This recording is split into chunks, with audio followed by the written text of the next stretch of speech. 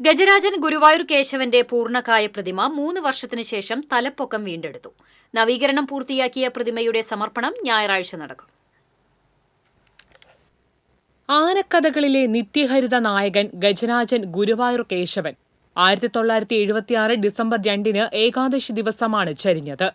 1982 November 23 പ്രശസ്ത ശില്പി M.R.D. ദത്തന്റെ നേതൃത്വത്തിൽ കേശവൻ ചരിഞ്ഞ സ്ഥലത്ത് അതേ രൂപത്തിലും വലുപ്പത്തിലുമുള്ള പ്രതിമ നിർമ്മിച്ച് സമർപ്പിച്ചു. കാലപ്പഴക്കത്തെ തുടർന്ന് ജീർണിച്ചപ്പോൾ 2022 നവീകരിച്ചു.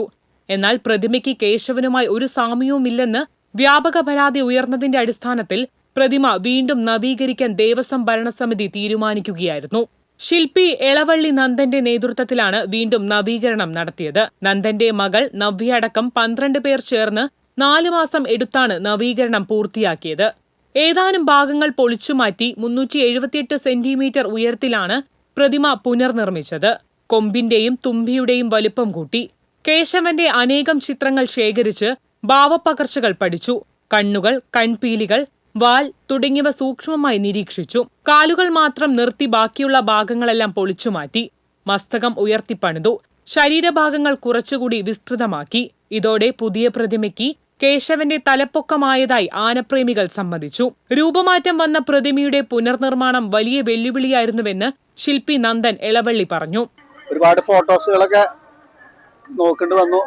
പഴയ ഫോട്ടോസുകൾ, സൈഡ് വ്യൂ ഫോട്ടോ ഒന്നും കേശവനില്ല. അതുപോലെ കുറെ അധികം ബുദ്ധിമുട്ടി. വലിയ ടെൻഷൻ ഉണ്ടായിരുന്നു. ഒരു വലിയ വെല്ലുവിളിയായിരുന്നു. എന്താ വെച്ചാൽ ഒരു രൂപമാറ്റം വന്ന സാധനം വീണ്ടും തിരിച്ചെടുക്കാൻ വലിയ ബുദ്ധിമുട്ട് വേണ്ടി വന്നു. തല, കൊമ്പ്, കണ്ണ് ഒക്കെ എല്ലാം മാറ്റി പുതിയതാക്കി. അങ്ങനെയാണ് രൂപത്തിലായത്. എല്ലാം ഗുരുവായൂരപ്പന്റെ അനുഗ്രഹം. 10 ലക്ഷം രൂപയാണ് നവീകരണത്തിനായി വേണ്ടി വന്നത്. ഇത് തൃത്താല കൃഷ്ണമൃതത്തിൽ മണികണ്ഠൻ നായർ എന്ന ഭക്തൻ പിതാവിന്റെ സ്മരണയ്ക്ക് വഴിപാടായി സമർപ്പിച്ചു. നവീകരണം പൂർത്തിയായ പ്രതിമ ഞായറാഴ്ച സമർപ്പിക്കും.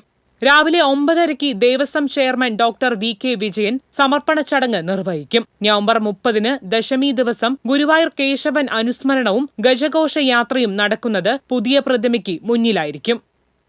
TCV news, Guruvayur.